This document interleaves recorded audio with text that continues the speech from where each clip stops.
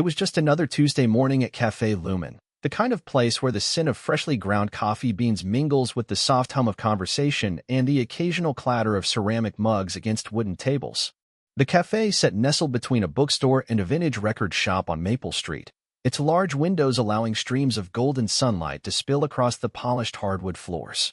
I remember how the light caught the steam rising from my cup that morning, creating tiny dancing prisms in the air. This was my regular spot, my Tuesday morning ritual before heading to the architectural firm where I worked as a junior designer.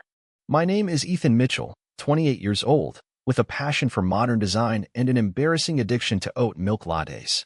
I was deeply absorbed in sketching some preliminary ideas for a new sustainable housing project when it happened. The universe, apparently deciding my life needed a dramatic plot twist, orchestrated what I can only describe as the most fortuitous accident of my life. I felt it before I saw it, the warm splash against my chest, the immediate dampness seeping through my crisp white button-down shirt. Time seemed to slow as I looked up from my now coffee-stained sketchbook to find possibly the most mortified expression I'd ever witnessed on a human face. "Oh my God, I'm so incredibly sorry." The words tumbled out of his mouth as quickly as the coffee had from his cup. He was already grabbing napkins from the nearby dispenser, a flurry of movement and apologies. "I tripped on someone's bag, and this is horrible. Your shirt, your work. I can't believe I did this. I should have been upset." This was my presentation shirt for a client meeting later that day. But something about his genuine distress, the way his eyebrows knitted together in concern, made it impossible for me to muster any real anger. He was tall, with dark curly hair that fell just over his forehead, warm brown eyes that reminded me of the very coffee now soaking into my shirt, and a jawline that could probably cut glass. He wore a deep blue sweater with the sleeves pushed up to his elbows, revealing forearms decorated with a constellation of small, artistic tattoos.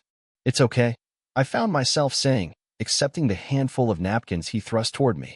"Really, accidents happen." "No, it's not okay," he insisted, now dabbing at my shirt with a napkin, before realizing the intimacy of the gesture and pulling back, his cheeks flushing. "I'm Marcus, by the way. Marcuschen. And I've just ruined your morning and possibly your day, which is a terrible way to introduce myself." I couldn't help but smile at his rambling. "Ethan Mitchell." And honestly, the shirt was due for retirement anyway. This wasn't true, but the lie seemed worth it when his shoulders relaxed slightly. Let me explain why this moment matters so much in the grand scheme of things. We go through life with routines and expectations, moving from one predictable scenario to the next. We order the same coffee, sit at the same table, talk to the same people. But sometimes, the universe conspires to break that pattern, to introduce chaos in the form of spilled coffee and a stranger's apologetic smile. These are the moments that can change everything if we let them. I had been single for nearly 2 years at that point, after a relationship that ended with more of a fizzle than a bang. My ex, David, and I had simply drifted apart, our lives taking different directions until we barely recognized the people we'd become. Since then, I'd been on a handful of dates, most of them arranged through apps that left me feeling more disconnected than ever. I wasn't actively looking for love. In fact, I convinced myself I was perfectly content with my independent life, my small circle of friends, and my growing collection of houseplants that required minimal emotional investment. The cafe that morning was unusually busy. The table next to mine was occupied by a group of college students passionately debating something about postmodern literature, their voices rising and falling like waves. The barista, a woman with a sleeve of colorful tattoos and a perpetual smile, called out orders over the whir of the espresso machine. And now, standing before me with coffee dripping from both our hands, was Marcus, looking like he wanted the floor to open up and swallow him whole. "Look," he said, running a hand through his hair. "I know this is probably the last thing you want right now, but please let me make this up to you. I could buy you another coffee, or lunch, or, I don't know, a new shirt." He gestured vaguely at my stained chest, and I glanced down to assess the damage. The once white fabric now sported an impressive Rorschach test of brown splatter.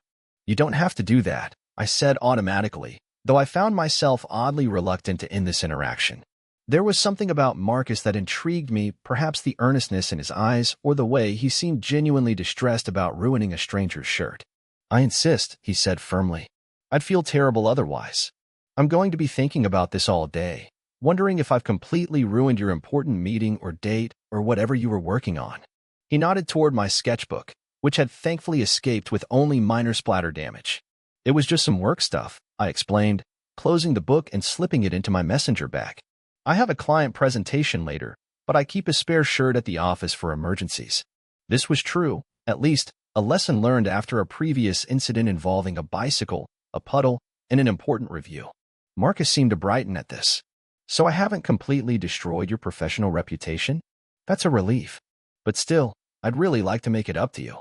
How about lunch? Are you free today? The question hung in the air between us, unexpected and strangely thrilling. I found myself studying his face more carefully, the slight crookedness of his nose that suggested it had been broken once, the way one corner of his mouth lifted higher than the other when he smiled nervously, the faint shadow of stubble along his jaw. There was something disarmingly genuine about him, a quality that seemed increasingly rare in a world of carefully curated social media personas and calculated first impressions. I actually am free for lunch, I heard myself saying, surprising even myself with how quickly I accepted. My presentation isn't until 3. The relief on his face was palpable. Great. That's really great. There's this amazing Thai place just around the corner, if you like Thai food. Or there's Italian, or a really good sandwich shop down the block. Thai sounds perfect, I interrupted his rambling with a smile. We exchanged numbers, and he promised to text me the exact address. As he backed away, still apologizing, he nearly collided with another customer, catching himself at the last moment with a self-deprecating laugh. I swear I'm not usually this clumsy, he called over his shoulder. Or maybe I am, and the universe just wanted us to meet. After he left, I sat back down, suddenly aware of the rapid beating of my heart. What had just happened? Did I really just agree to have lunch with a complete stranger who had spilled coffee all over me? I pulled out my phone and texted my best friend, Riley. Just got asked out for lunch by the guy who spilled coffee all over me. Should I be concerned that I said yes?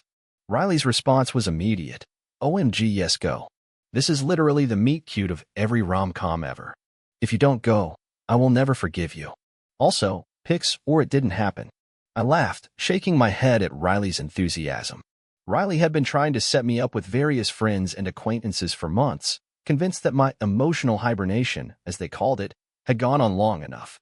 But none of those carefully orchestrated meetings had made my pulse quicken the way this chance encounter had. The rest of the morning passed in a blur. I went to the office, changed into my spare shirt, and tried to focus on finalizing my presentation. But my thoughts kept drifting back to Marcus, his apologetic smile, the tattoos on his forearms, the way he'd rambled when he was nervous. By the time noon rolled around, I had received his text with the restaurant address and detailed directions that included landmarks like the bakery with the blue awning and the crosswalk where someone has drawn a hopscotch grid with permanent marker. The Thai restaurant, Lotus Blossom, was tucked away on a side street, its entrance marked by potted plants and a small wooden sign. When I arrived, Marcus was already waiting outside, pacing slightly. He'd changed his coffee-splattered sweater for a crisp button-down shirt in a similar shade of blue. When he saw me, his face lit up with a smile that made something flutter in my chest. You actually came, he said, sounding genuinely surprised. I was half convinced you'd come to your senses and realize having lunch with the guy who ruined your shirt was a terrible idea. I'm still weighing my options, I replied with a teasing smile. But I figured free Thai food was worth the risk. The restaurant was cozy and warm, with the rich aromas of lemongrass, basil, and spices filling the air. We were seated at a small table near the window, sunlight streaming in through colorful curtains that cast a golden glow over everything. The nervousness I'd felt earlier began to dissipate as we settled in, replaced by a curious anticipation. So Marcus began. After we'd ordered drinks, besides getting assaulted by clumsy strangers and their beverages, what do you do, Ethan Mitchell? I laughed, appreciating his ability to make light of our unusual meeting. I'm an architectural designer at Greenfield Associates. Mostly sustainable residential projects, though I'm hoping to move into more community-focused work eventually. Schools, libraries, spaces that bring people together. His eyes lit up with interest. That's fascinating. So you're literally building the future. Creating spaces where people will live their lives, make memories, fall in love, have heartbreaks, celebrate birthdays. That's powerful stuff. I hadn't thought about it quite that way before, and his perspective made me see my own work through fresh eyes. I guess I am. Though most days it feels less poetic and more like arguing with contractors about the cost of reclaimed materials. Marcus laughed, a warm, rich sound that seemed to resonate through me. And here I thought being an architectural designer was all dramatic gestures and inspirational speeches about your artistic vision. That's only on Tuesdays, I quipped. What about you? What do you do when you're not terrorizing innocent cafe patrons? He grinned, accepting the teasing with good grace. I'm a children's book illustrator, actually. I freelance for a few publishing houses, and I'm working on my own series about a young boy who discovers he can talk to buildings. Talk to buildings? I repeated, intrigued. Yeah, each building has its own personality and stories to tell about the people who've lived there. The kid becomes kind of a building whisperer, helping solve mysteries and problems using the building's memories. He ducked his head slightly, as if embarrassed by his own creativity. It sounds kind of silly when I explain it out loud. No, it doesn't, I said quickly. It sounds amazing. I love the idea that buildings hold memories, that they're more than just structures. That's actually how I think about architecture. We're not just designing walls and roofs. We're creating containers for human experience. The conversation flowed easily after that, moving from our work to our backgrounds. Marcus had grown up in Seattle with his Chinese-American father and Irish-American mother, both professors at the University of Washington. He had an older sister who worked as an environmental lawyer in Portland and a cat named Pixel who had a habit of sitting on his drawing tablet at the most inconvenient moments. I told him about my childhood in a small town in Michigan, my move to the city for college and subsequent decision to stay, my parents who still didn't quite understand why I couldn't just design normal houses instead of worrying about sustainability. So what were you working on this morning? Marcus asked as our food arrived, steaming plates of pad thai and green curry that smelled divine. Before I so rudely interrupted with my coffee delivery service, I chuckled, twirling noodles around my fork. It's a proposal for a community housing project. The idea is to create affordable, sustainable homes that also foster a sense of community. Shared gardens, communal spaces, that kind of thing. It's a passion project, really. My firm is interested, but we need to convince the developers it's financially viable. Marcus nodded thoughtfully. That sounds incredible. It's like you're not just designing houses, you're designing a way for people to connect with each other. Exactly, I said, surprised and pleased by how quickly he understood. Most modern housing developments are designed for privacy and separation. I want to create spaces that encourage interaction while still respecting individual needs for privacy. It's a delicate balance. I'd love to see your sketches sometime, he said, then immediately backtracked. I mean, if that's not weird. I'm interested in how you visualize these spaces. There was something so genuine about his interest, so far from the polite nodding I usually received when discussing my work at social gatherings. It's not weird at all, I assured him. I'd be happy to show you. As lunch progressed, I found myself increasingly drawn to Marcus's perspective on the world. He saw beauty and stories everywhere, in the pattern of cracks on a sidewalk, in the way light filtered through leaves, in the expressions of strangers passing by the restaurant window. He spoke with his hands, animated and expressive, occasionally brushing his curls out of his eyes in a gesture I was beginning to find endearing.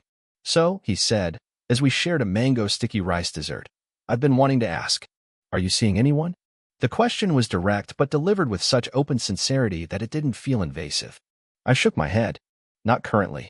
I was in a relationship that ended about 2 years ago, and since then, it's been quiet on that front. 2 years is a long time, he observed, not judgmentally, just stating a fact. I shrugged. I guess I needed the space. After David and I broke up, I threw myself into work. It was easier than dealing with the dating scene again. I paused, realizing I'd just casually come out to him. Though I hadn't been trying to hide my sexuality, there was always that moment of uncertainty when revealing it to someone new. Marcus nodded, his expression unchanged by my revelation. I get that. After my last relationship ended, I did the same thing. Work became my refuge. It's safer, in a way. Drawings don't break your heart. Exactly, I agreed, feeling a wave of relief at his understanding. What about you? Are you seeing anyone? He shook his head, a small smile playing at his lips. No, not for about a year now. James and I were together for 3 years, but ultimately we wanted different things. He was ready to settle down, buy a house in the suburbs, the whole package. I wasn't there yet. He took a sip of his tea. Or maybe it was just that I couldn't picture that future with him specifically, you know? I didn't know.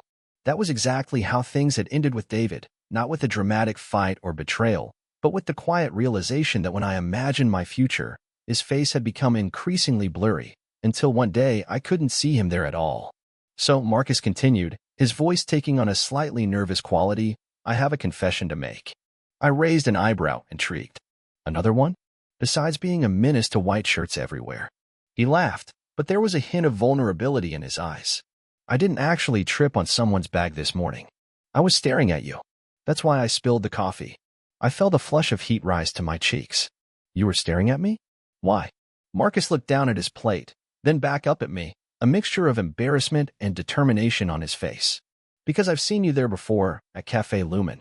You're always so focused, so absorbed in your work. There's something compelling about watching someone who's passionate about what they do.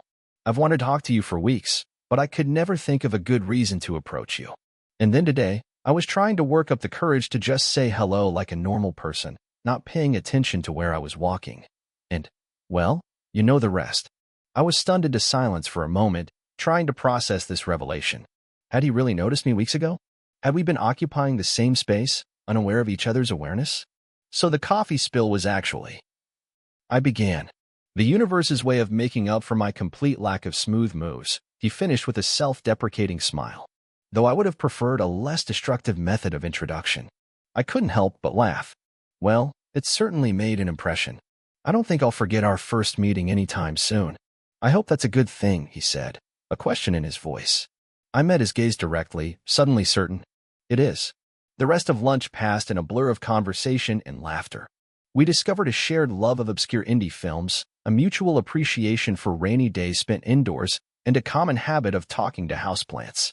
He told me about his dream of illustrating a book that would become a child's favorite, dog-eared and memorized from repeated readings. I shared my hope of designing a building that would still be standing 100 years from now, a testament to sustainable practices and thoughtful design. As we prepared to leave, the bill paid, by Marcus, who insisted it was the least he could do after the coffee incident, there was a moment of uncertainty. The lunch was over, but I found myself reluctant to say goodbye. Marcus seemed to feel the same, lingering as we stood outside the restaurant.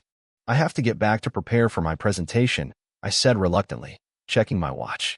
Of course, he nodded, hands in his pockets. I should get back to work too. I have a deadline for some character sketches. We stood there for a moment, neither moving. Then, simultaneously, we both spoke. Would you want to? I was wondering if he... We broke off, laughing at the overlap. You first, I offered. Marcus took a deep breath, as if steeling himself. I was wondering if you'd like to do this again sometime. Not the coffee spilling part, obviously, but the talking part. Maybe dinner? Or a movie? Or both? The hopefulness in his expression made my heart do a little flip. I'd like that, I said, surprised by how much I meant it. I'd like that a lot. His smile was radiant. Great. That's really great. I'll text you? Or you can text me. Either way, there will be texting. I laughed at his endearing awkwardness. Texting will definitely occur. We parted ways with a promise to meet again soon, and as I walked back to the office, I couldn't help but smile. My shirt was ruined, my morning had been derailed, and yet I felt lighter than I had in months. Sometimes the universe works in mysterious ways, delivering exactly what you need in the form of spilled coffee and a stranger's smile. The presentation that afternoon went remarkably well. I spoke with a confidence and passion that surprised even me, perhaps fueled by the lingering energy from lunch. The clients were enthusiastic about the community housing concept, asking thoughtful questions and expressing genuine interest in moving forward. As I packed up my materials afterward, my phone buzzed with a text. How did the presentation go? Did the coffee stains give you an edgy, creative vibe that impressed the clients? Marcus. I smiled, typing back. Presentation was a success. No coffee stains visible, but maybe your good luck rubbed off on me.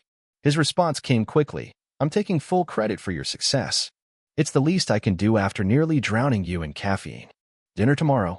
And just like that, my carefully constructed solitude began to crack open, making space for something new to grow. The next few weeks passed in a whirlwind of dinners, movies, long walks through the city, and conversations that stretched late into the night. I learned that Marcus had a talent for accents, could recite entire scenes from obscure 90s cartoons, and had once briefly considered becoming a marine biologist before realizing he was terrified of deep water. He discovered my secret passion for karaoke, my inability to keep any plant that required more attention than a cactus alive, and my childhood dream of designing treehouses for a living. Each meeting deepened our connection, revealing new layers and complexities. Marcus was not just charming and creative. He was also deeply thoughtful, fiercely loyal to his friends, and possessed a quiet strength that emerged when he talked about overcoming the challenges of establishing himself as an illustrator. I found myself opening up to him about things I rarely discussed, my fears about climate change and whether sustainable architecture could make enough of a difference, my complicated relationship with my father who had always pushed me toward more practical career choices, my secret dream of designing a completely self-sufficient community that could serve as a model for future development. Of course, it wasn't all smooth sailing. About a month into our budding relationship, we had our first real disagreement. Marcus had invited me to a gallery opening where some of his illustrations were being featured alongside other local artists. I had promised to be there, but a client emergency kept me at the office much later than expected. By the time I arrived, the event was winding down, and Marcus had been fielding questions about my absence for hours. "I texted you," I said defensively when I saw the hurt in his eyes. "I couldn't just walk out in the middle of a crisis meeting." "I know," he said, his voice quiet. "But this was important to me, Ethan. I wanted you here." "My work is important too," I countered, feeling a flicker of the old tension that had plagued my relationship with David, who had never understood the demands of my profession. But Marcus surprised me. Instead of escalating the argument, he took a deep breath and nodded. "You're right. Your work is important, and I respect that. I'm not asking you to drop everything for me. I wanted to share this moment with you." It felt special. His honesty disarmed me completely. "I'm sorry," I said, meaning it. "I should have tried harder to get here on time." "Your work is incredible, Marcus. I'm really proud of you." He smiled then, the tension between us dissolving. "Thank you. And I am proud of you too, for the work you do. I guess we're both still figuring out how to balance everything." That moment marked a turning point for me. I realized that Marcus wasn't expecting perfection. He was simply asking for presence. And I found I wanted to give him that, not out of obligation, but because I genuinely wanted to be part of his world, to celebrate his successes and support him through challenges. As spring turned to summer, our relationship deepened in ways I hadn't expected. Marcus began spending more time at my apartment, claiming the light was better for drawing. He brought over his supplies, setting up a temporary workspace at my dining table. I found I loved watching him work, the intense concentration on his face as he brought characters to life with swift, sure strokes of his pencil. Sometimes he would look up and catch me watching, a slow smile spreading across his face. "What?" he'd ask. "Nothing," I'd reply. "I just like seeing you create." One evening, as we sat on my small balcony watching the sunset paint the sky in shades of pink and gold, Marcus turned to me with an unusually serious expression. "Can I ask you something?" he said, his fingers lightly tracing patterns on the back of my hand. "Of course," I replied, curious about his sudden solemnity. "Why were you single for so long?" "Before me, I mean. 2 years is a long time for someone as." He gestured vaguely at me, "As you." I considered the question, wanting to give him an honest answer. "I think I was afraid," I said finally. After David, I convinced myself that relationships were too complicated, too prone to failure. Work was simpler, more controllable. Marcus nodded, his expression thoughtful. "I get that. After James, I did the same thing. Threw myself into my art, told myself I was focusing on my career. But really, I was just scared of getting hurt again." "And now?" I asked, suddenly needing to know where his thoughts were leading. He met my gaze directly, his eyes warm and certain. "Now I'm still scared sometimes. But I'm more afraid of missing out on us, than I am of getting hurt." I felt something shift inside me, a wall crumbling that I hadn't even realized I'd built.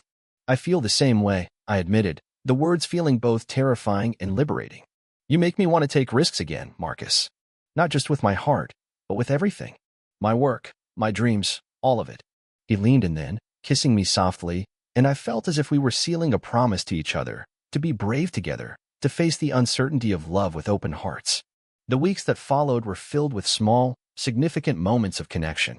Marcus introduced me to his friends, a diverse group of artists, writers, and musicians who welcomed me with open arms. I brought him to a work function where he charmed my colleagues with his genuine interest in their projects and his ability to make even the most serious architects laugh. We established routines and rituals, Sunday brunches at a local diner, Wednesday movie nights at his place, morning coffee at Café Lumen where it all began. It wasn't perfect.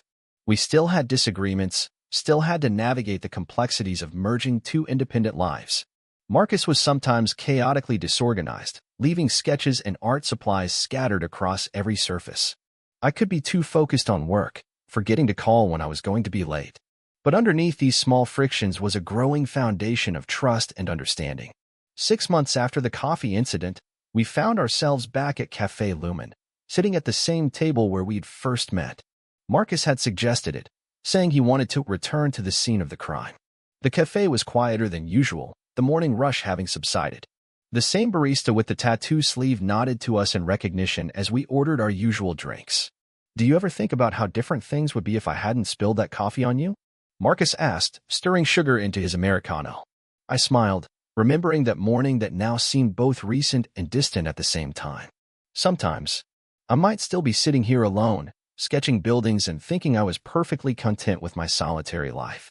And I'd still be trying to work up the courage to talk to the handsome architect who always sits by the window, he replied with a grin. "I'm glad you spilled that coffee," I said, reaching across the table to take his hand. "Even if it did ruin my favorite shirt. I'll buy you 100 new shirts," he promised solemnly. "One for every year I plan to know you." The words hung between us, full of promise and possibility. I squeezed his hand, feeling a surge of emotion that threatened to overwhelm me. 100 years, huh? That's quite a commitment. "Too much?" he asked, a flicker of uncertainty crossing his face. "Not enough," I replied, surprising myself with the certainty I felt. "I'm thinking more along the lines of forever." His smile then was like the sun breaking through clouds, radiant and full of joy. "Forever works for me." Just then, a young woman hurrying past our table stumbled, her cup of iced coffee tumbling from her hand and splashing across the floor beside us. We both jumped up instinctively, grabbing napkins to help with the cleanup. As we knelt side by side, mopping up the spilled drink, our eyes met, and we burst into laughter.